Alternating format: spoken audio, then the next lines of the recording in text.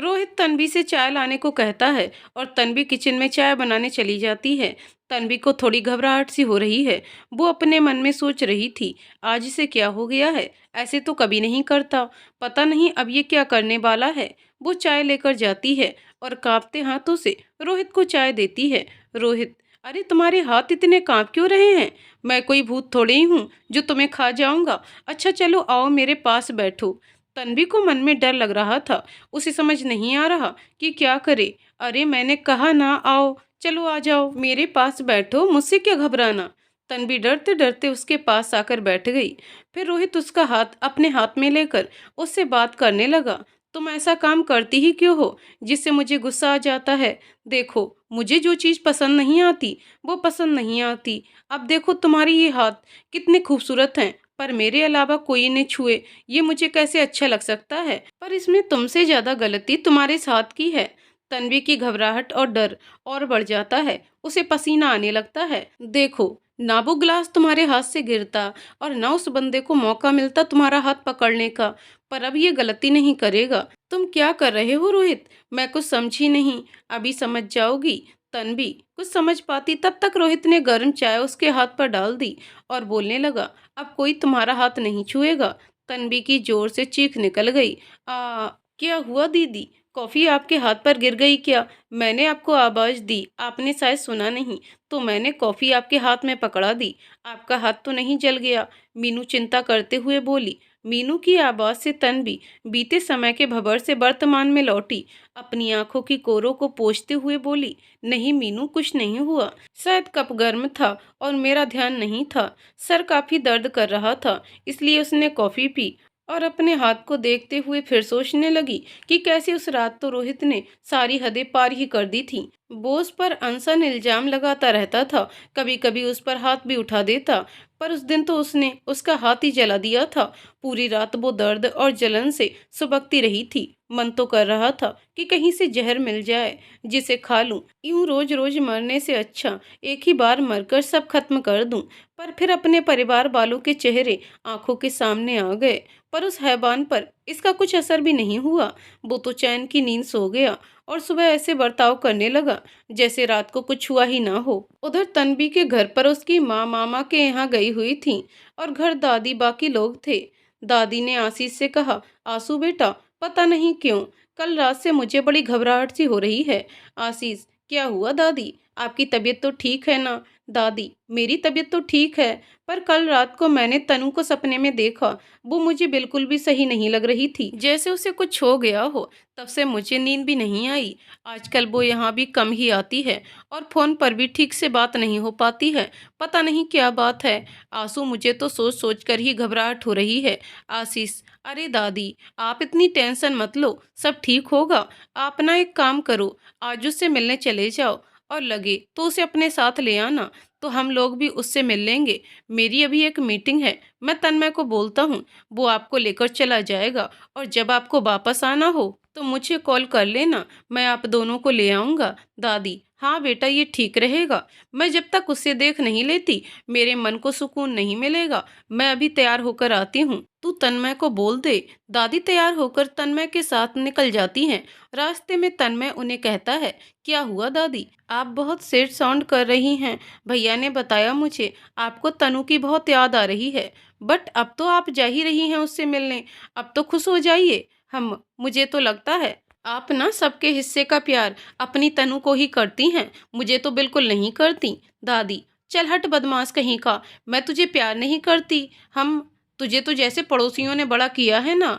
जब तू हुआ था तब आंसू भी छोटा ही था, तो उसे तेरी माँ रखती थी और तुझे मैं। और ये कैसे भूल गया कि तेरा तो नाम ही मैंने ही रखा है और तेरे नाम से मिलता जुलता नाम तन्वी फिर तेरे पापा ने रखा था तनु का। बड़ा आया कि दादी मुझे प्यार नहीं करती, जल कुकड़ा कहीं का। तन्मय मुस्कुराकर मन में सोचते हुए, चलो कुछ तो मूड ठीक हुआ आपका, वरना कितनी टेंशन में लग रही थी आप। तन्मय ने दादी को तन्वी के घर के बाहर छोड़ा और बोला, दादी मन तो मेरा भी बहुत था तनु से मिलने का, पर मुझे ये जरूरी पेपर वर्क के लिए अभी जाना है। पर आंसू भैया ने बताया कि आप उसे अपने साथ लेकर आएंगी, तो चलो घर पर ही मिल लूंगा उससे, या अगर मैं जल्दी फ्री हो गया तो मैं ही आप दोनों को लेने आ जाऊंगा। इतना बोलकर तन्मय वहां से चला गया और दादी मन में सोचती हैं, अच्छा हुआ जो तुझे काम था, आज मैं तनु से अकेले में ही मिलना चाहती थी, क्या पता उसे कोई तकलीफ हो और वो अकेले में मुझे बता पाए। यही सोचते सोचते दादी ने तनु के घर का दरवाजा खटखटाया। तनु थोड़ा सोच में पड़ गई कि अभी कौन आया होगा, वैसे तो कभी कोई आता ही नहीं है। रोहित भी अभी थोड़ी देर पहले ही ऑफिस के लिए निकला है, कहीं वो आधे रास्ते से वापस तो नहीं आ गया। यही सोचते हुए तनु ने दरवाजा खोला और चौंकते हुए बोली, दादी आप यहाँ। तनु का चेहरा देखकर दादी धक्के सी रह गईं, आंखें लाल और सूजी हुई। मुरझाया पीला पड़ा चेहरा देखकर ही पता चल रहा था कि वो रात भर सोई नहीं है और खूब रोई है। ऐसी ही तो दिखी थी वो उन्हें सपने में। इसका मतलब तनु दादी कुछ बोल ही नहीं पाई। फिर खुद को संभाल कर बोली, क्या हुआ बेटा तुझे। तन्वी बिना कुछ बोले अंदर मुड़ने को हुई कि दादी ने उसका हाथ पकड़ना चाहा। रुक तो बेटा, तू ऐसे मुंह क्यों फेर रही है। तन्वी के मुंह से फिर चीख निकल गई।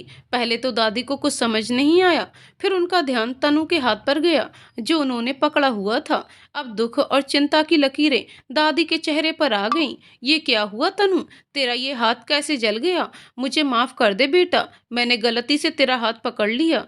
और दादी उसका हाथ सहलाने लगी। जब तन और मन दर्द से भरा हो और कोई आपका अपना मिल जाए तो दर्द छलक कर बाहर आ ही जाता है। इसलिए जब तन्वी ने दादी माँ को यूं देखा तो वो उनसे लिपट गई और फूट फूट कर रोने लगी। दादी उसकी पीठ सहलाती जा रही थी और उससे पूछती भी जा रही थी कि क्या हुआ बेटा तुझे, बता मुझे, आज अपनी दादी को तू सब बता दे। चुप हो जा बेटा। तनु का ये हाल उनसे देखा नहीं जा रहा था। तनु ने अपनी दादी को सब कुछ बता दिया कि उसके साथ रोहित ने क्या क्या किया है। रोहित का सच और तन्वी की आप बीती सुनकर दादी को जितना ज्यादा रोहित के लिए गुस्सा था, उससे कहीं ज्यादा तनु के लिए तकलीफ हो रही थी। कितना कुछ सहा मेरी बच्ची ने। अगर अभी रोहित सामने होता तो शायद वो उसका खून ही कर देती। पर फिर भी खुद को संयत करके वो तन्वी से बोली, तनु तू इतना कुछ अकेले सहती रही और हम में से किसी को तूने कुछ बताया भी नहीं। तू एक बार आकर मुझसे तो कहती बेटा, मेरी फूल जैसी बच्ची की क्या हालत कर दी है कमीने ने। तन्वी किस मुंह से आती दादी, क्या कहती कि जिसे मैंने बड़े गर्व के साथ अपना जीवन साथी चुना था उसकी सोच इतनी घटिया है। और फिर रोहित ने जो कुछ कहा उसके बाद तो मैं बहुत डर गई थी। दादी तुझे पता है बेटा, ये रोहित जैसे लोग अपने इरादों में कामयाब क्यों हो पाते हैं, क्योंकि हम उन्हें बढ़ावा देते हैं, हम उनसे डर जाते हैं। जब उसने पहली बार तेरे साथ ये सब किया तू उसे तभी छोड़ देती या उसका मुकाबला करती तो उसकी इतनी हिम्मत कभी नहीं होती। रिश्तों में सहन शक्ति होना अच्छी बात है, पर अत्याचार सहना तो बेवकूफ़ी है। मुझे न समाज की चिंता है और न ही किसी और की। लोग क्या कहते हैं, क्या कहेंगे, उससे मुझे कोई फर्क नहीं पड़ता।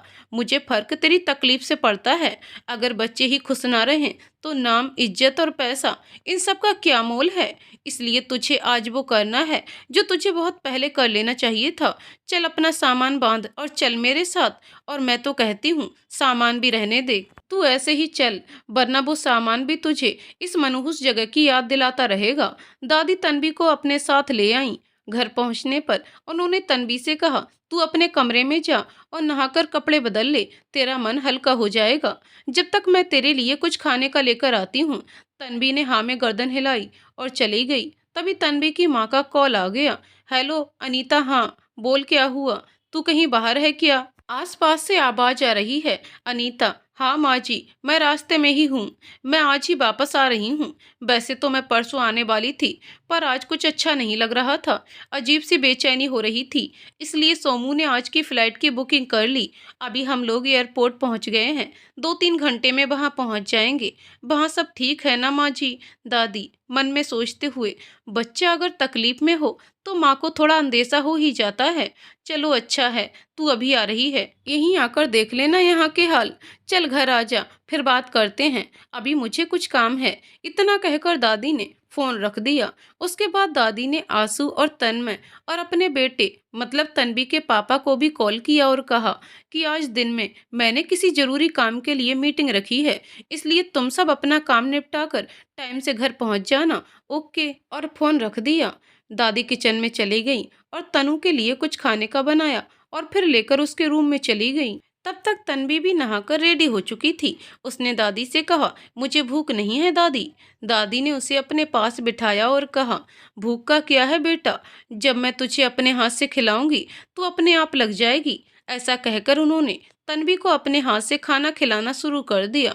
उसके बाद तन्वी उनकी गोद में सिर रखकर लेट गई। उसका मन अभी भी उदासी था। बुझे मन से वो दादी से बात करने लगी। दादी, माँ कब आने वाली हैं? दादी, उसका भी वहां मन नहीं लग रहा था, इसीलिए अभी दिन तक यहाँ पहुंच जाएगी। दादी, रोहित ऐसे चुप नहीं बैठेगा, वो यहाँ जरूर आएगा, तब क्या करेंगे? मुझे बहुत डर लग रहा है। दादी तनु के सर पर हाथ फेरते हुए, उस कमीने की टेंशन अब तू मत ले, वो अब तेरे आसपास भी नहीं आ सकेगा और न ही तुझे उसकी शक्ल अब कभी देखने को मिलेगी। अभी तू सो जा मेरी बच्ची, थोड़ा आराम करेगी तो तुझे अच्छा लगेगा। दादी बहुत देर तक उसका सिर सहलाती रही, जिससे उसे नींद आ गई। उसके बाद दादी उसके रूम का गेट लगाकर बाहर आ गई। अपनी आंखों की कोरों को पोंछते हुए खुद से ही बोली, क्या हालत हो गई है मेरी तनु की, पर मैं उसके सामने रोकर उसे और कमजोर नहीं कर सकती। ये सोचकर उन्होंने अपने आंसुओं को पोंछ लिया और नीचे हॉल में आ गईं और सबका इंतजार करने लगी।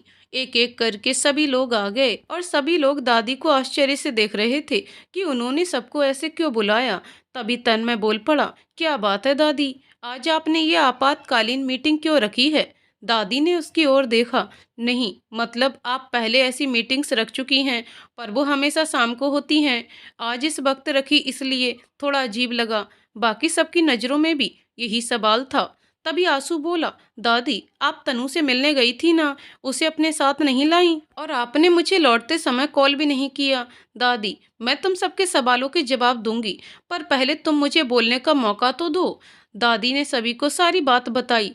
उसके बाद बोली, शाम तक रुकने का समय नहीं था मेरे पास। ये तो तय है कि वो आज शाम को यहाँ आएगा जरूर, उससे पहले हमें हमारी तैयारी करनी है। दादी बोल ही रही थी कि आंसू और तन्मय गुस्से से बीच में ही बोल पड़े, तैयारी क्या करनी है दादी, वो आज यहाँ आया तो छोड़ेंगे नहीं उसे, एक बार आ तो जाए, फिर अपने पैरों पर वापस नहीं जा पाएगा। दादी, यही तो नहीं करना है, अभी जोश से नहीं होश से काम लेना है बेटा। मन तो मेरा भी किया था कि उसका खून कर दूं, पर उससे हमें कुछ मिलने वाला नहीं है। ऐसा कुछ होगा तो तनु को कोर्ट कचहरी में जाना पड़ सकता है, जिससे उसे उसका सामना भी करना पड़ेगा। और मैंने तनु से कह दिया है कि उसे उस आदमी की शक्ल अब कभी नहीं देखनी पड़ेगी। तो अब हम क्या करेंगे माँ, आपके मन में क्या चल रहा है? तन्वी के पापा रुआसी आवाज में बोले, देख बेटा, पहले तू हिम्मत रख और हम सबको भी रखनी पड़ेगी, तभी हम अपनी तनु को संभाल पाएंगे। और रही बात उस नालायक की, तो आंसू, तेरा वो फ्रेंड इंस्पेक्टर है ना, उसे कॉल करके बुला ले। और तन्मय, तू डिवोर्स पेपर तैयार करवा, जितनी जल्दी हो सके किस्सा खत्म करना है। दादी ने सबको कुछ कुछ समझा दिया कि शाम को क्या करना है। तन्मय, पर दादी, उसने इतना कुछ किया और हम उसे ऐसे ही जाने दें? दादी, मैंने उसके हाथ पैर तोड़ने को मना किया है, लेकिन थोड़ा प्रसाद तो तुम लोग उसे दे ही सकते हो, जिससे उसे भी एहसास हो कि दर्द क्या होता है। और सोमू, ये काम सबसे पहले तू करना। सोमू, जो अब तक चुप बैठा था, बस इतना ही बोला, जी दादी। उसे यकीन तो हो ही नहीं रहा था कि उसकी वजह से भी उसकी बहन को उस आदमी ने इतनी तकलीफ दी। मैं अभी जाकर मिलती हूँ मेरी तनु से। तन्वी की माँ रोते हुए बोली, दादी, तुझे अभी रोना है तो रो ले, पर खबरदार जो तनु के सामने रोई तो। और अभी वो सो रही है, जाने कितने दिनों के बाद मेरी बच्ची इतने चैन से सोई है, जब उठेगी तब मिल लेना शाम की चाय के टाइम। माँ तनु के लिए चाय और नाश्ता लेकर गई। माँ को देखते ही तनु को एक बार फिर से रोना आ गया। माँ ने उसे गले लगाया और चुप करने लगी। तभी तन्वी की नज़र सोमू पर पड़ी। पहली बार उसने सोमू की आंखों में आंसू देखे, वरना तो हंसना और हंसाना ही उसका काम था। उसे सिर्फ इतना ही बोल पाई कि आज तो मैंने तुझे भी रुला दिया सोमू के बच्चे। और वो फिर रोने लगी। सोमू ने अपने आंसू पोंछे और बोला, अब बस भी कर तनु की बच्ची, वरना घर में बाढ़ आ जाएगी। तनु को इस बात पर रोते रोते हंसी आ गई। शाम को दादी ने तनु को माँ के साथ मंदिर भेज दिया और अपनी टीम के साथ रोहित का इंतजार करने लगी। थोड़ी देर में रोहित को जब तनु घर पर नहीं मिली तो वो उसे ढूंढते हुए आ गया। पहले तो थोड़ा नॉर्मली बात करने की कोशिश की उसने, फिर जब किसी ने कोई जवाब नहीं दिया तो उसे लग गया कि शायद तनु ने सब कुछ बता दिया है सबको। फिर वो जोर जोर से तनु को आवाज लगाने लगा, दादी आवाज नीची रखो अपनी, और अब तनु तुम्हारे साथ कहीं नहीं जाने वाली। रोहित, ऐसे कैसे नहीं जाएगी वो मेरे साथ, पति हूं मैं उसका, उसे तो मैं लेकर ही जाऊंगा, बुलाइए आप उसे। तभी उसके गाल पर एक तड़ाक आवाज हुई। वो कुछ समझ नहीं पाया क्योंकि उसका ध्यान दादी की तरफ था।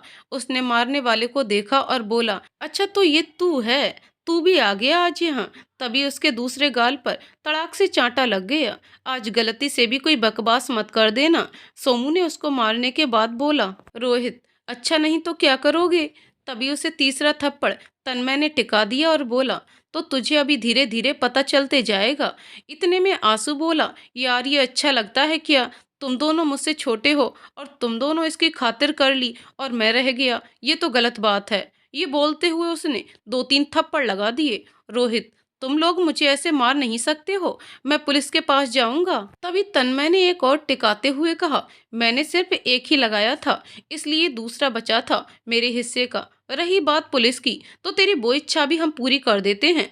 पुलिस को हमने तेरे स्वागत के लिए पहले से ही बुला लिया है। रोहित को अब थोड़ा डर लगने लगा था। वो हकलाती आवाज में बोला, तुम मेरी पत्नी को ऐसे मुझसे दूर नहीं कर सकते हो और न ही ऐसे मारपीट कर सकते हो। आशीष, आज तो कुछ नहीं बोले तो अच्छा है, और अभी तो हमने तेरे साथ मारपीट तो की नहीं है, ये तो हम तुझे चाय पानी दे रहे थे। अगर तुझे खाना खिलाया तो सोच तेरा क्या होगा, इसलिए ध्यान से सुन। अगर जेल की हवा खाने से बचना है तो कल चुपचाप डिवोर्स पेपर पर साइन कर देना, वरना जो तूने किया है ना उसके लिए इतने केस लगेंगे कि तू गिनती भी नहीं कर पाएगा। सारी उम्र जेल में सड़ना ना हो तो बिना चिक चिक करे साइन कर देना, और उसके लिए भी तुझे यहाँ आने की जरूरत नहीं है, क्योंकि हमने कोर्ट से ये आदेश भी ले लिया है कि तू अगर तनु से 20 फीट के दायरे में भी आया तो सीधे जेल जाएगा। ये इंस्पेक्टर साहब तुझे कल कॉल करेंगे, तब चुपचाप साइन करने पहुंच जाना, समझा? इसी के साथ आशीष ने एक थप्पड़ और लगा दिया।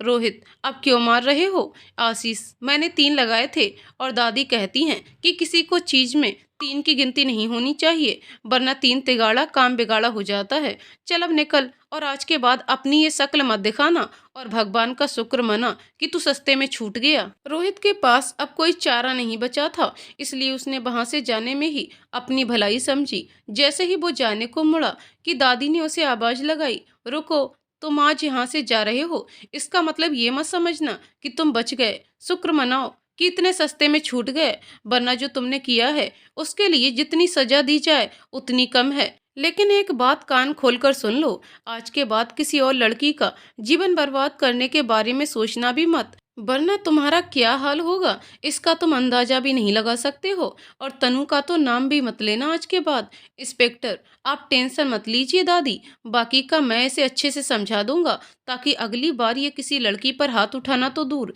देखने से पहले भी 2 बार सोचेगा। इंस्पेक्टर रोहित को लेकर वहां से चले गए।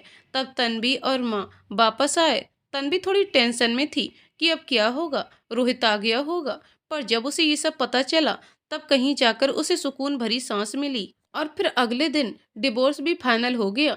दादी ने अपना प्रॉमिस भी पूरा किया कि उसके बाद रोहित ने अपनी शक्ल फिर कभी भी नहीं दिखाई, पर उसके दिए घावों का भरना इतना आसान नहीं था। फिर भी घर में सभी तन्वी का पूरा पूरा ध्यान रखते, उसे खुश रखने की कोशिश में लगे रहते। जब अपनों का साथ और अपनों का प्यार मिल जाता है तब इंसान हर जंग जीत जाता है। आंसू ने तन्वी के MBA का फॉर्म फिर से भरवा दिया और तन्वी ने भी पूरी लगन से अपनी पढ़ाई पूरी की। उसके बाद 1 साल की इंटर्नशिप के बाद उसकी यहाँ बेंगलोर में जॉब लग गई। घर वालों के प्यार और मेहनत का ही नतीजा था जो यहाँ इतनी दूर आकर जॉब करने की हिम्मत तन्वी कर पाई। शुरू के 1 साल तो दादी या माँ से कोई ना कोई हमेशा उसके साथ रहा।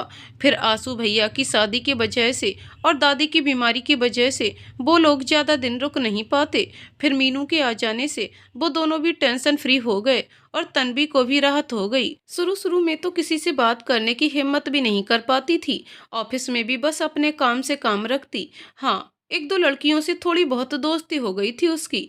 मनीष भी 4 सालों से उसके साथ ऑफिस में है। 1 साल तक तो सिर्फ हाय हेलो तक ही सब कुछ सीमित था। फिर उसके बाद उसने महसूस किया कि वो काफी हेल्पफुल है, किसी की भी मदद करने में हमेशा आगे रहता है। खुद तन्वी की काम के सिलसिले में कई बार मदद की है उसने, और बाकी कलीग्स भी उसकी बहुत रिस्पेक्ट करते हैं। व्यवहार का भी अच्छा है और हंसमुख भी है। कुल मिलाकर सीधा और सच्चा बंदा है मनीष। यही सोचकर तन्वी उस पर विश्वास कर पाई, और 3 साल से वो उसका दोस्त है। उसके साथ काम करने वाली मानसी तो अक्सर उसको छेड़ती रहती है, कहती है यार कितना हैंडसम बंदा है, और तू भी कितनी खूबसूरत है, तू सोचना उसके बारे में, तुम दोनों की जोड़ी खूब जमेगी। फिर हंसकर ये भी कहने लगती, चल अगर तू नहीं सोच सकती उसके बारे में तो मेरी ही सिफारिश कर दे। पर तन्वी इन सब बातों को मजाक में ही लेती। धीरे धीरे वो मनीष के साथ खुलने लगी थी, पर फिर भी उसने उसे अपनी पिछली जिंदगी के बारे में कुछ नहीं बताया। उसे क्या, यहाँ कोई भी उसकी पिछली जिंदगी के बारे में नहीं जानता। उस तरह के पर्सनल सवालों से वो हमेशा बचती आई है, और उसे देखकर भी यही लगता है कि जैसे उसकी शादी हुई ही ना हो। मनीष के साथ वैसे तो अकेले बाहर जाना कम ही हुआ है, मुश्किल से 4-5 बार गई होगी कॉफी पर, वो भी किसी ऑफिशियल क्लाइंट मीटिंग की वजह से ही। हाँ, ऑफिस का उनका ग्रुप जब कभी आउटिंग या पिकनिक प्लान करते तब वो सबके साथ जरूर गई है। वहां भी अक्सर मनीष को उसकी केयर करते हुए ही पाया है। फिर यही सोचती कि उसका नेचर ही ऐसा है, उसे सबका ध्यान रहता है। कभी ये नहीं लगा कि उसके मन में दोस्ती से बढ़कर भी कुछ है, या फिर मैंने कभी समझने की कोशिश ही नहीं की। शायद हाँ, तन्वी को याद आने लगा कि एक बार जब ऑफिस के सभी लोग ट्रैकिंग के लिए गए थे तब उसका पैर फिसल गया था, जिसकी वजह से उसके हाथ में चोट लग गई। तब उससे ज्यादा मनीष ही परेशान हुआ था। घर आने के बाद भी बार बार उसका फोन आ रहा था। उफ, क्यों मैंने कभी इस बारे में ध्यान नहीं दिया।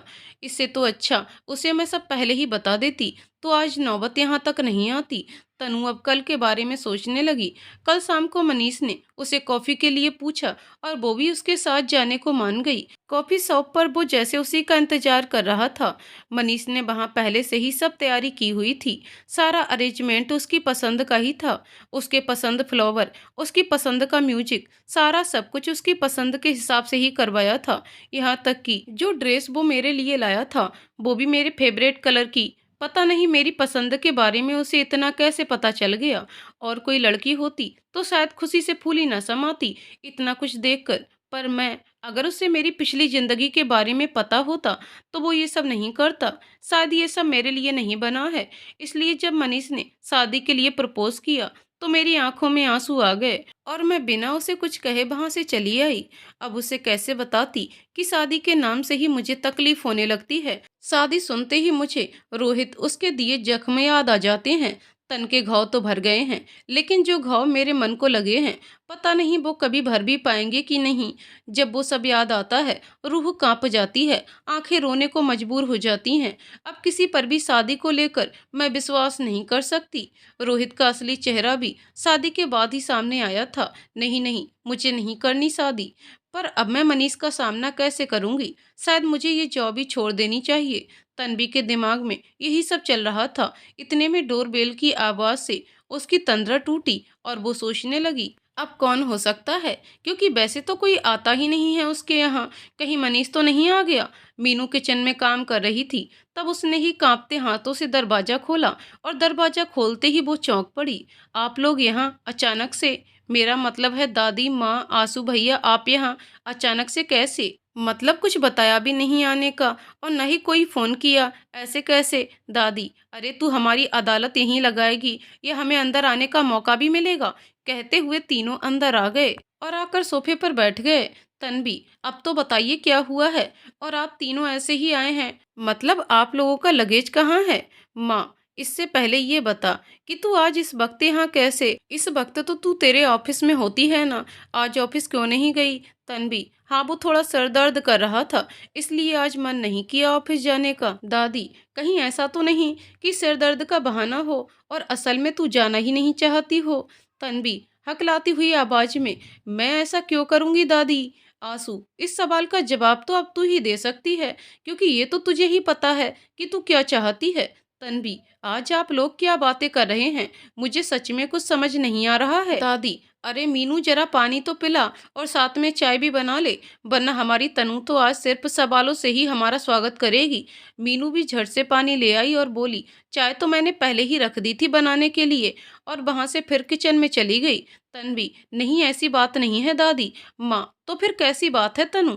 बता हमें। दादी, ये ऐसे कुछ नहीं बताने वाली। इसे तो जब तक धक्का मार के ना पूछो, इसके मुंह से कुछ नहीं निकलने वाला है। तन्वी, अब बस भी करिए। आप लोग वैसे ही मेरे सर में दर्द हैं, और आप लोग पता नहीं क्या क्या गोल गोल बातें बनाने में लगे हुए हो। और जो भी कहना है सीधे सीधे कहिए ना। आंसू, अरे सीधे सीधे ही तो पूछा था कि तू आज ऑफिस क्यों नहीं गई। तन्वी, तो मैंने भी बताया तो कि तबीयत थोड़ी ठीक नहीं लग रही थी। दादी, सीधे से बोलना कि तबीयत तो बहाना है, तू किसी से बचना चाहती है इसलिए नहीं गई। तन्वी चौंकते हुए, क्या मतलब? आप क्या कहना चाह रही हैं दादी? माँ, तुझे समझ नहीं आया क्या कि दादी क्या कह रही हैं? चल मैं रिपीट कर देती हूँ। तू इसीलिए ऑफिस नहीं गई ना, ताकि किसी का सामना करने से बच सके। और जहाँ तक मैं तुझे जानती हूँ, तू आज सुबह से अपने अतीत के पन्ने पलटने में बिजी होगी, इसलिए तो तुझे नहाने की फुर्सत भी नहीं मिली अभी तक। माँ तनु की नाइट ड्रेस को देखते हुए बोली, और इस सिर दर्द की वजह से ही तूने अपने मन में नौकरी छोड़ने का भी फैसला कर लिया होगा, है ना? तन्वी थोड़ा झेपते हुए, जैसे उसकी चोरी पकड़ गई हो। आप क्या कह रही हैं माँ? मैं कुछ समझी नहीं। दादी, समझी नहीं या समझ के भी अनजान बनना चाहती है? कब तक यूं ही अपने आप से भागती रहेगी बेटा? तू खुद से झूठ बोल सकती है, पर हम लोगों से नहीं। अब तो बस कर। हम सब ने तुझे हौसला दिया, हिम्मत दी, इस काबिल बनाया कि तू दुनिया से लड़ सके, पर तू तो आज भी अपनी कमजोरियों को, अपने डर को अपने ऊपर हावी हो जाने देती है। ये सब कब तक चलेगा तनु? तनु, नहीं दादी, ऐसा कुछ नहीं है। माँ, ऐसा नहीं है तो ये बता, क्यों बच रही है तू मनीष के सामने जाने से? क्यों कल वहां से बिना कुछ बोले भाग आई? तन्वी चौंक कर खड़ी हो गई। आप मनीष को कैसे जानती हैं? और कल के बारे में भी? आप लोग मेरी जासूसी? आंसू ने उसे बीच में ही टोकते हुए बोला, ओ हेलो, हमें कोई शौक नहीं है जग्गा जासूस बनने का, इसलिए अपने दिमाग के घोड़े दूसरी दिशा में मत दौड़ा। अभी जो माँ पूछ रही है उसका जवाब दे बस। तन्वी, पर मुझे तो लग रहा है जैसे आपने हिडन कैमरा लगवा रखे हैं मेरे आसपास, वरना आपको कैसे पता चला ये सब? और आप लोग मनीष को कैसे जानते हैं? दादी, सवाल के बदले सवाल पूछकर बात को मत घुमा फिरा। आज तो पहले तू हमारे सवालों के जवाब दे, उसके बाद ही कुछ पूछना हमसे। दादी ने चाय पीते हुए पूछा। तन्वी ने सवालिया नजरों से मीनू को देखा कि कहीं उसने तो कुछ नहीं बताया इन लोगों को। फिर खुद ही सोचने लगी कि मनीष के बारे में तो इसे भी कहाँ पता है। तन्वी, क्या जवाब दूं मैं आप लोगों को? हाँ, मैं बचना चाहती हूँ मनीष के सामने जाने से। उसके सवाल का जवाब नहीं है मेरे पास, और शादी कभी दे पाऊं? माँ, क्यों नहीं है तेरे पास जवाब? कोई कमी है क्या उसमें, या उसने कुछ ऐसा किया जो तुझे पसंद ना आया हो? तन्वी, अब ये क्या बात हुई माँ कि अगर आप किसी को जवाब ना दे पाओ तो उसमें कोई कमी है? इतना होमवर्क करके आए हैं आप लोग, ये भी तो पता होगा आपको कि उसने मुझसे शादी के लिए पूछा है। और आप लोगों को पता है कि शादी के नाम से ही मेरे हाथ पैर फूल जाते हैं, पुराना सब कुछ याद आ जाता है। इस मामले में किसी पर विश्वास नहीं कर पाती हूँ। ऐसा नहीं है कि मनीष भरोसे के लायक नहीं है, भरोसा करती हूँ मैं उस पर, इसीलिए ही तो दोस्ती कर पाई हूँ उससे। पर दोस्ती और शादी में फर्क होता है माँ। शादी के बाद अक्सर सब बदल जाता है, इसलिए वो सब फिर से कहते कहते चुप हो गई।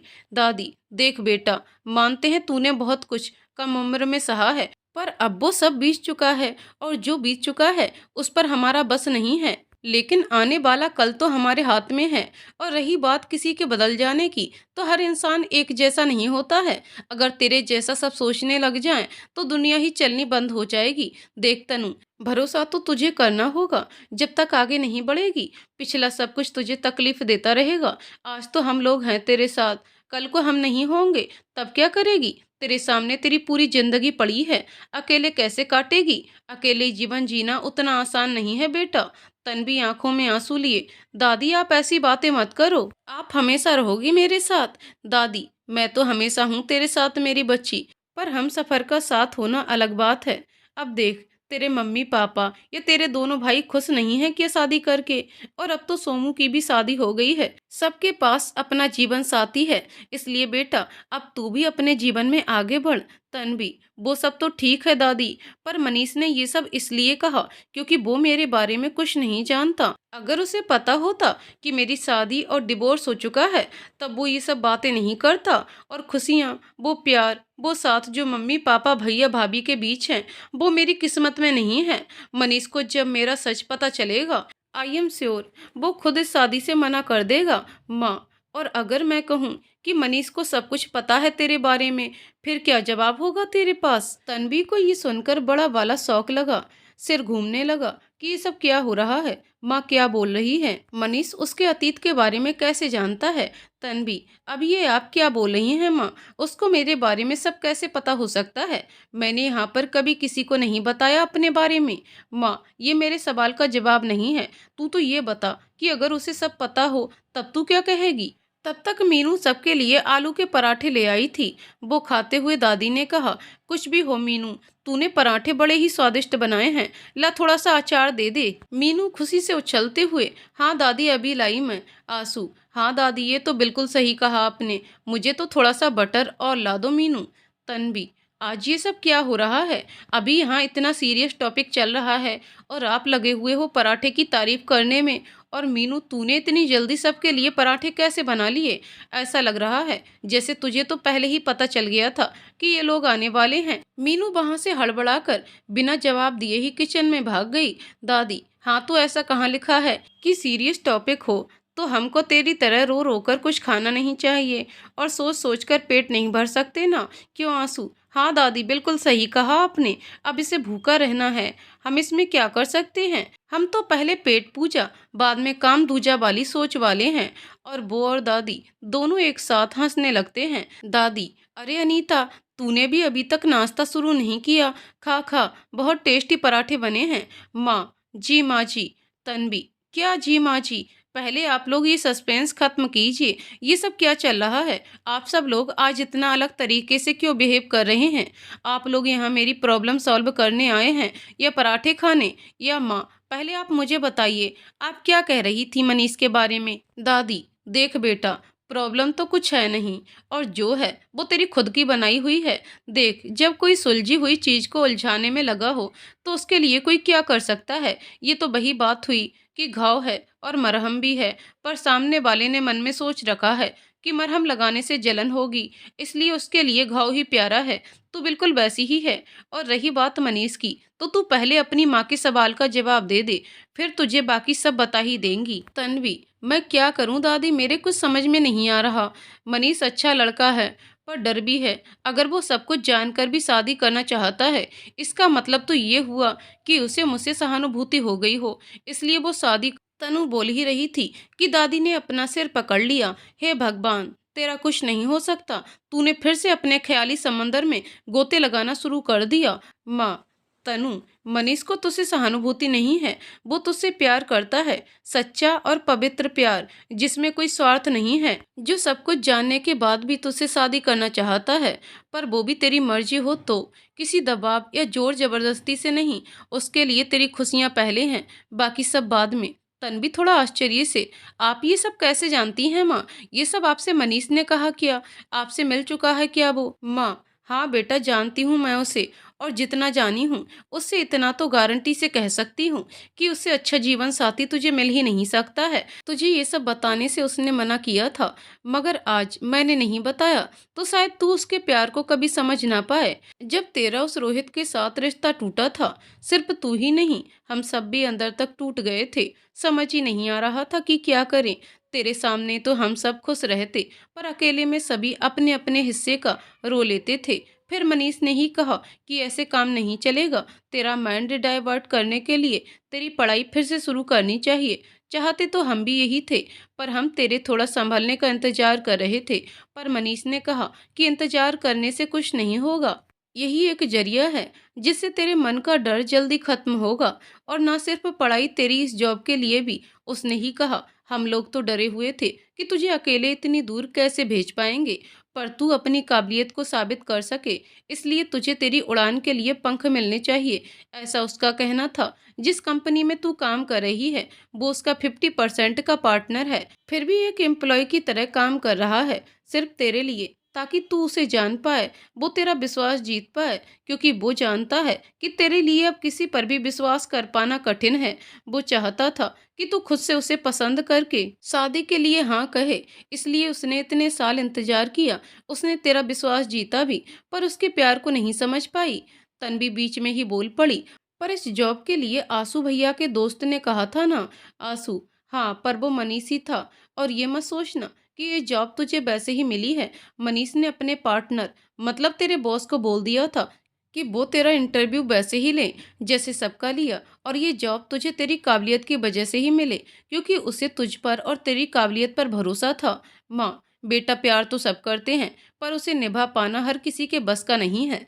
जितना धैर्य और भरोसा उसने रखा है, उतना तो शायद ही कोई रख पाए। उसने हमेशा तुझसे ज्यादा तेरे बारे में सोचा है, इस बात का हमेशा ध्यान रखा है, तुझे कभी किसी बात से कोई तकलीफ ना हो। यहाँ तक कि जब माँ जी की तबीयत और आंसू की शादी की वजह से हम लोगों का यहाँ रहना नहीं हो पा रहा था, तब भी उसने ही विश्वास दिलाया कि वो तेरा ध्यान रखेगा। और ये जो तेरी प्यारी मीनू है, इसे भी उसने ही भेजा है। सालों से इसकी माँ और इसे जानता है, इसलिए इसे सब अच्छे से समझाकर उसने यहाँ भेजा था, ताकि ये तेरा अच्छे से ख्याल रख सके। तनु ने मीनू की तरफ देखा तो मीनू ने हाँ में सिर हिलाते हुए कहा, हाँ दीदी, भैया बहुत अच्छे हैं। आपको जब हाथ में चोट लगी थी, तब भी वो बहुत परेशान हो गए थे। मुझे बोलते रहते थे टाइम से दवाई देने और आपका ध्यान रखने के लिए। तनु अब निःशब्द हो गई थी। आंसुओं ने उसके गले को भिगो दिया था। प्रेम की ये परिभाषा भी होती है, ये उसने आज जाना था। पर फिर भी मन में एक सवाल है। माँ, मैं तो उससे पहली बार यहीं मिली थी, फिर वो मुझे कैसे जानता है? मुझे तो याद भी नहीं है कि मैं पहले कभी मिली हूँ उससे। अगर मैं उसे जानती ही नहीं, तो फिर ये प्यार कैसे सब? तन्वी माँ से पूछ रही है कि मनीष मुझे कैसे जानता है? मैं तो उससे यहाँ के पहले कभी नहीं मिली। उसने मुझे कब देखा? आंसू और तन्मय भैया के सभी दोस्तों से मैं मिली हूँ, फिर ये सब कैसे, कब? माँ, यही तो फर्क है तनु, तुझे याद नहीं, और वो तुझसे मिलकर वो तुझे कभी भूल ही नहीं पाया। तुझे अगर याद हो तो तेरी उस रोहित से शादी से पहले तेरे फूफा जी अपने भांजे के साथ आए थे, उसका रिश्ता लेकर, जिसे तूने नजर उठाकर भी नहीं देखा था, जिससे तूने साफ साफ कह दिया था कि तुझे उससे शादी नहीं करनी, और वो इस रिश्ते के लिए मना कर दे। कुछ याद आया? तन्वी सोचते हुए, इसका मतलब कि मनीष ही मनु? माँ, हाँ, ये वही मनु है जिसे तूने देखे बिना ही घर से विदा कर दिया था, जिसके लिए तू फूफा जी को सुना रही थी कि वो मनु पर। सोचते हुए, क्या था वो, क्या कहा था तूने? तनु आंखों में आंसू लिए, यही कि वो मनु पुराण पर निबंध लिख सकते हैं। माँ, हाँ, यही कहा था तूने, ये वही मनु है, मतलब उसका नाम मनीष है, पर घर में सब उसे मनु ही बुलाते हैं। तेरी शादी होने के बाद एक दिन मैं मार्केट गई किसी काम से, वहां मुझे मनु मिला। हालचाल पूछने के बाद मुझसे रहा नहीं गया, और मैंने उससे पूछ लिया, बेटा तुम तो विदेश जाने वाले थे, फिर अभी यहाँ कैसे? तुम्हें हमारी बेटी तनु पसंद नहीं आई क्या? तुमने झूठ क्यों बोला था? तब तक तेरी शादी का उसे पता ही चल गया था। तो उसने बताया कि तूने उससे क्या कहा था।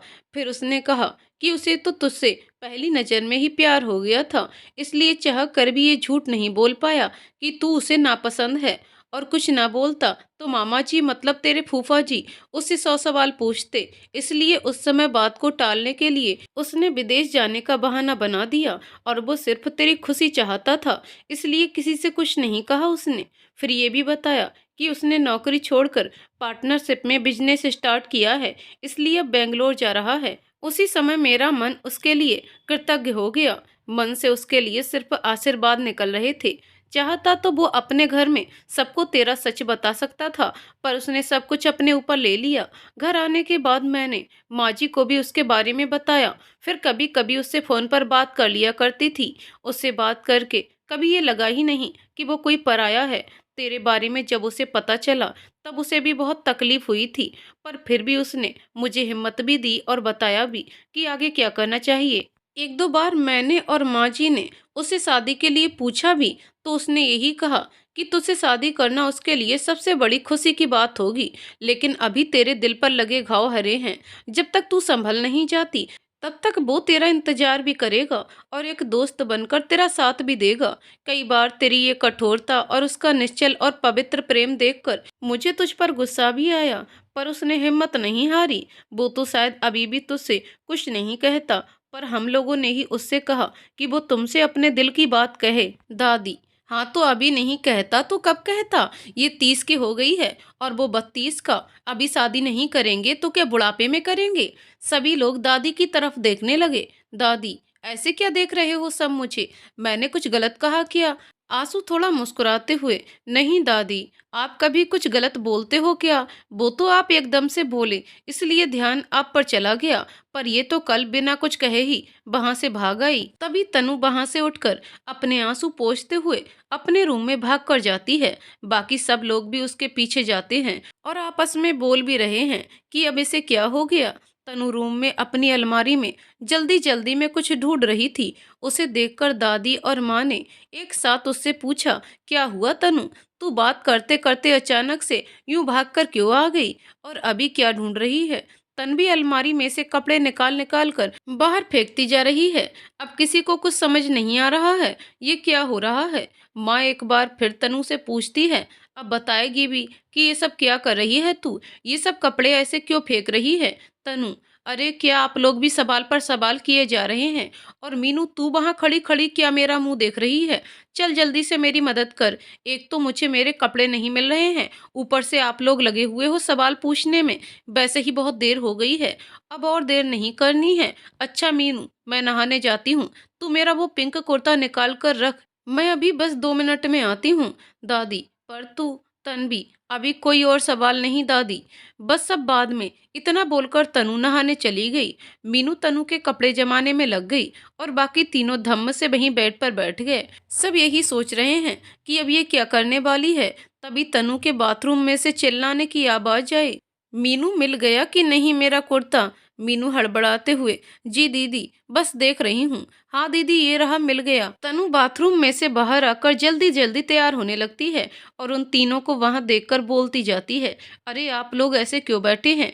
और पराठे खाने का मन हो तो खा लीजिए, नहीं तो मीनू तू सबको एक बार और चाय ही पिला दे, है ना दादी? चाय चलेगी ना आपको? मीनू अपना सर खुजाते हुए सोच रही है कि क्या करे। दादी, वो तो सब ठीक है, पर तू जा कहाँ रही है?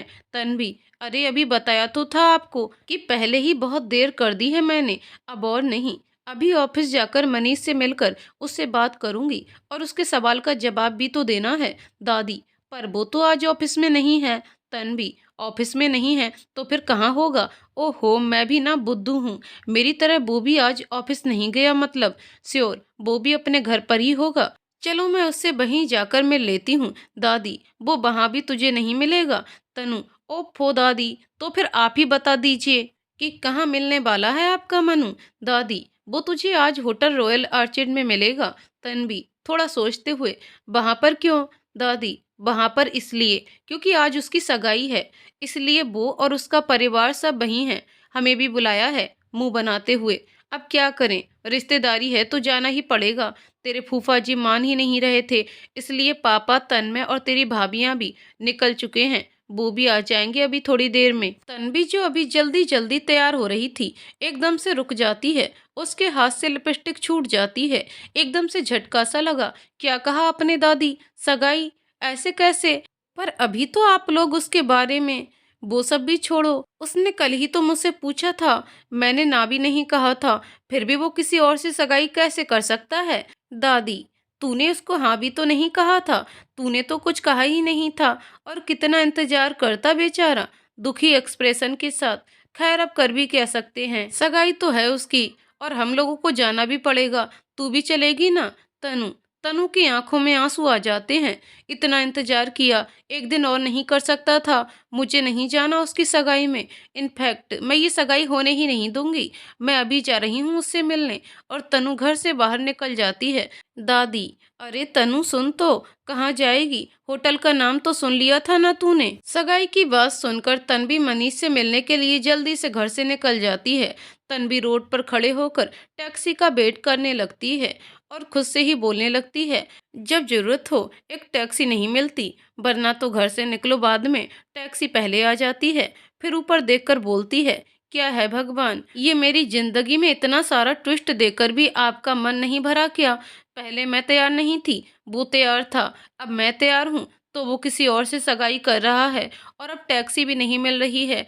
क्या क्या चाहते हो? क्या चाहते हो आप? हम आपका तो मूड फुल ऑन मस्ती का लग रहा है, पर मेरा बिल्कुल भी नहीं है। इसलिए अब यूँ मज़े लेना बंद करो और जल्दी से मुझे मनीष से मिलवा दो प्लीज़।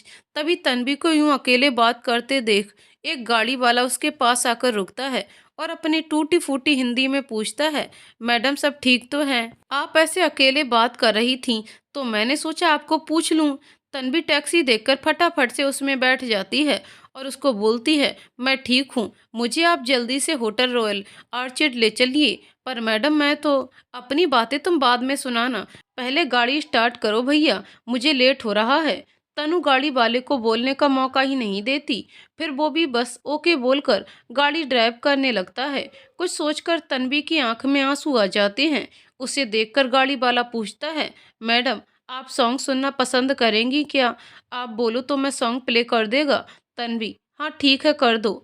कौन सा वाला प्ले कर दूँ? मेरा मतलब है हिंदी या कन्नड़? तन्वी मन में सोचती है, कहाँ फंस गई। एक तो मुझे जल्दी है और ये भैया को सॉन्ग सुनने की पड़ी है। फिर बोलती है, हिंदी ही बजा दो। गाड़ी वाला सॉन्ग प्ले करता है और गाना बजना शुरू हो जाता है। छन से जो टूटे कोई सपना, जग सूना सूना लगे, जग सूना सूना लगे रे। तन्वी, मुझे नहीं सुना ये गाना, कोई दूसरा लगा दो भैया। Driver, okay madam. और वो दूसरा गाना प्ले कर देता है। आज है सगाई सुन लड़की के भाई, आज है सगाई सुन लड़की के भाई, जरा नाच के हमको दिखा। तन्वी, बंद करो ये गाना, यही गाना बचा था क्या? अब तो ऐसा लग रहा है भगवान कि आप ये गाने के जरिए भी मुझे चिढ़ा रहे हो। गाड़ी वाला अपना सर खुजाते हुए, मैडम आप ठीक तो है ना? तन्वी, मैं तो ठीक हूँ, आप जल्दी गाड़ी चलाइए, मुझे आज ही पहुँचना है। और मन में सोचने लगती है, ये जिस गति से ये गाड़ी चला रहा है, उससे तो लग रहा है कि ये मनीष की सगाई में नहीं, शादी में पहुँचाएगा। इधर गाड़ी वाला तन्वी को बार बार अकेले में बात करते देख मन में सोच रहा है, जरूर ये मैडम को कोई मेंटल प्रॉब्लम है, बेचारी कितनी कम उम्र में ऐसी हो गई है। वो भी ऊपर देखकर बोलता है, ओह गॉड प्लीज हेल्प हर। इधर घर पर माँ जी, आपने तन्वी से झूठ क्यों बोला? ये क्यों कहा कि मनीष किसी से सगाई कर रहा है? दादी, मैंने कहाँ झूठ बोला, मैंने तो बस थोड़ा सच छुपाया है। देख, जैसे मैं तनु की दादी हूँ, वैसे ही अब मैं मनु की भी दादी हूँ। हंसते हुए, इसलिए इस बार मैंने थोड़ा उसका साथ दे दिया। वैसे भी बहुत परेशान किया है तनु ने उसे, अब थोड़ा परेशान होना तो तनु का भी बनता है। तू अब ज़्यादा मत सोच, अब सब अच्छा ही होगा। हाँ ये बिल्कुल सही कहा आपने। और सभी को एक साथ हंसी आ जाती है। दादी, अरे मीनू, तू भी फटाफट रेडी हो जा। और आंसू तू भी, वो टैक्सी वाले को बुला ले, हमें भी तो जल्दी से पहुंचना है वहाँ। उधर तनु होटल के बाहर गाड़ी से उतरकर गाड़ी वाले से पूछती है, हाँ भैया कितना हुआ? गाड़ी वाला थोड़ा सेंटी होकर, नो माय सिस्टर, मुझे पैसा नहीं चाहिए, तुम बस अपना अच्छे से इलाज करवा लेना, गॉड विल हेल्प यू। तनु चौंकते हुए, ये क्या कह रहे हैं आप? किस चीज़ का इलाज करवा लूँ मैं? कोई बात नहीं सिस्टर, कभी कभी ऐसा हो जाता है, मरीज को पता ही नहीं चलता कि उसे हुआ क्या है। अब देखो, आपको मेरी नॉर्मल गाड़ी भी टैक्सी जैसी लगी और मैं नॉर्मल कपड़ों में भी बिना यूनिफॉर्म ड्राइवर लगा, पर मैं तो टैक्सी ड्राइवर हूँ ही नहीं। तन्वी ने पहले गाड़ी को फिर ड्राइवर को देखा, तब उसे एहसास हुआ, उसने तो ध्यान ही नहीं दिया। फिर उसने बोला, आपने ये मुझे पहले क्यों नहीं बताया कि आप टैक्सी ड्राइवर नहीं हैं, और आप मेरे पास आकर क्यों रुके थे फिर? वो क्या है ना सिस्टर, तुम उधर अकेले खड़े होकर खुद से बात कर रहा था, तो मुझे लगा तुम्हें सर पर हाथ रखकर कोई प्रॉब्लम है, इसलिए मैं उधर पूछने आ गया। फिर तुमने मुझे, तन्वी ने मनीष से कहा कि अगर वो 5 मिनट में उससे मिलने के लिए नहीं आया तो वो भी ऊपर आ जाएगी। और फिर मनीष का रिप्लाई सुने बिना ही फोन कट कर देती है। तन्वी होटल के गार्डन एरिया में इधर उधर चक्कर लगाते हुए मनीष का वेट करने लगती है। तभी वहां मनीष आ जाता है। उसे देखकर तन्वी कहती है, ये क्या पहना हुआ है तुमने? मनीष अपने आप को देखते हुए, क्या पहना है? क्या मतलब? ट्रेडिशनल कुर्ता पहना है और क्या? तन्वी, हाँ तो वही पूछ रही हूँ, क्यों पहना है ये? और ये सब क्या चल रहा है? हाँ। मनीष, क्यों पहना है क्या? अरे भाई सगाई है आज मेरी, तो ट्रेडिशनल कपड़े नहीं पहनूंगा। वैसे तुम इसी ड्रेस में अटेंड करने वाली हो क्या मेरी सगाई? वैसे मुझे कोई प्रॉब्लम नहीं है, बट तुम्हें अजीब लग सकता है। एक्चुअली सगाई की थीम ट्रेडिशनल रखी गई है। वैसे घड़ी देखते हुए तुम इतनी जल्दी क्यों आ गई? इनविटेशन तो शाम के 7 बजे का है। तुमने इनविटेशन नहीं देखा क्या? मुस्कुराते हुए, तुम तो डबल साइड से इनवाइट हो, एक तो ऑफिस की तरफ से और दूसरा मामा जी ने भी इनविटेशन दिया है तुम्हारे यहाँ। कहते हुए मनीष मुस्कुराने लगा। तन्वी, बंद करो ये सब बकवास, मैं यहाँ कोई सगाई अटेंड करने नहीं आई हूँ। मनीष उसे बीच में ही टोकते हुए, सगाई अटेंड करने नहीं आई हो तो फिर सोचने की एक्टिंग करते हुए, तो फिर जरूर लंच के लिए आई होगी। पर सॉरी, हम लोगों ने तो गेस्ट लोगों के लिए ही डिनर रखा है, लंच नहीं रखा। तन्वी, मनीष के मुंह पर हाथ रखते हुए, चुप हो जाओ तुम, बिल्कुल चुप, और मुझे अपनी पूरी बात करने दो। ये क्या बक बक किए जा रहे हो तुम? हाँ, क्या सगाई सगाई लगा रखा है? कल ही तो तुमने मुझे शादी के लिए प्रपोज किया था और आज किसी और से सगाई कर रहे हो। मनीष, हाँ तो तुमने तो हाँ नहीं कहा था। मेरी माँ को अपने लिए बहू चाहिए, और फिर मामा जी को तो तुम जानती ही हो। फिर जब उन्होंने मुझे लड़की से मिलवाया तो मुंह पर हाथ रखकर मुस्कुराकर शर्माते हुए, फिर मैं मना नहीं कर पाया। क्या बताऊं उसके बारे में तुम्हें? अब इतनी प्यारी, इतनी खूबसूरत है। मेरा बस चले तो मैं आज सगाई क्या, शादी ही कर लूं उसके साथ। तन्वी, अच्छा, मैंने हाँ नहीं कहा था तो ना भी तो नहीं कहा था। तुमने इतना इंतजार किया मेरा, एक दिन और नहीं रुक सकते थे? तन्वी की आंखों में आंसू आ गए। जिंदगी में सालों के बाद किसी पर भरोसा कर पाई थी, वो तुम थे। तुमसे बात करना और तुम्हारा साथ मुझे अच्छा लगता है। तुम्हारे लिए मैं अपनी इन फीलिंग्स को दोस्ती ही समझती रही, क्योंकि प्यार के नाम से थोड़ा डर सी जाती हूँ। मैंने तो ये सोच लिया था कि ये सच्चा प्यार, ये अपनापन मेरी किस्मत में ही नहीं है, ये सब शायद फिल्मों में ही होता है। इसलिए कल कुछ समझ ही नहीं आया, क्या करूँ? शादी का नाम सुनकर मेरा पास्ट मेरे सामने आ जाता है, फिर मैं कुछ और सोच ही नहीं पाती हूँ। फिर तुमने भी तो मुझे ये नहीं बताया कि तुम वो फूफा जी वाले मनु हो। मनीष, बता देता तो हाँ कर देती क्या? और तुमने तो मुझे उस दिन देखा भी नहीं था, बस लगी हुई थी अपना पूजा घर, किचन और आंगन दिखाने में। और अगर सच जानकर हाँ करती तो शायद वो तुम किसी और वजह से करती, और मैं चाहता था कि तुम मुझे हाँ सिर्फ मेरे प्यार की वजह से कहो। खैर, अब कर भी क्या सकते हैं। सॉरी, तुम थोड़ा सा लेट हो गई। आज तो मैं किसी और का होने जा रहा हूँ, और शायद तुमसे ज़्यादा दोस्ती भी ना रख पाऊंगा अब। वो क्या है ना, मेरी होने वाली बीबी को शायद अच्छा नहीं लगेगा इसलिए। और अब तुम जल्दी आ गई हो तो आ जाओ, तुम भी लंच कर ही लो। अब चलो, सब लोग मेरा वेट कर रहे हैं। हंसकर, और मेरी फ्योंसी भी, ये कहकर मनीष जाने के लिए मुड़ जाता है। मनीष जैसे ही मुड़ता है, तनु उसे पीछे से हक कर लेती है और उसे रोना आ जाता है। फिर रोते रोते वो मनीष से कहती है, मुझे ऐसे छोड़कर मत जाओ मनु, मैं तुमसे बहुत प्यार करती हूँ, तुम्हारे बिना नहीं रह पाऊंगी अब। और ये सब मैं इसलिए नहीं कह रही हूँ कि मुझे तुम्हारा सच पता चल गया है, बल्कि मैं तुम्हें सच में प्यार करती हूँ। कल तुमसे इसलिए कुछ नहीं कह पाई थी क्योंकि मन में डर था कि मेरा पास्ट जानकर तुम मुझसे नफरत ना करने लगो, मुझे गलत ना समझने लगो। बस यही एक कारण था। पर अब मैं तुम्हें खुद से दूर नहीं जाने दूंगी, नहीं जाने दूंगी। तनु ने ये सारी बातें रोते हुए ही कही थी। मनीष, जो अभी तक तन्वी की तरफ पीट करके खड़ा था, क्योंकि तन्वी ने उसे अभी भी पकड़ा हुआ था, उसकी आंखों में भी आंसू आ गए थे। पर उसने फटाफट अपनी आंखों को पोंछा और तन्वी की तरफ पलट गया और बिना कुछ कहे उसका हाथ पकड़कर ले जाने लगा। तन्वी, ये तुम मुझे कहाँ लेकर जा रहे हो? पर मनु कोई रिप्लाई नहीं देता, और वो थोड़ी दूर ले जाकर होटल के एक गेट के बाहर रुक जाता है और फिर बोलता है, मैं तुम्हें यहाँ मेरी जान, मेरा प्यार, या यूं कहूँ मेरी सब कुछ, मेरा मतलब मेरे होने वाली बैब से मिलवाने लाया हूँ। वो देखो, वो वहाँ है। तन्वी अपने आंसू पोंछकर पहले मनीष को, फिर उस तरफ जिस तरफ मनीष ने कहा देखने लगती है, फिर अटकती आवाज में कहती है, कहाँ है? ये गेट तो बंद है और अंदर कुछ दिखाई नहीं दे रहा है। मनीष गेट में लगे ग्लास की तरफ दिखाकर कहता है, ध्यान से देखो, वो रही मेरी जान जो मेरे साथ ही खड़ी है। तन्वी दोबारा ग्लास में देखती है, तब उसमें उसे वो खुद और मनु ही दिखाई देते हैं। इसमें तो मैं और तुम ही दिख रहे हैं। एक पल सोचने के बाद, इसका मतलब मैं और तुम, मतलब आज तुम्हारी सगाई। मनु, हाँ तुम मेरी जिंदगी हो और मेरी सगाई तुमसे हो रही है। फिर वो तन्वी को अपने सीने से लगा लेता है।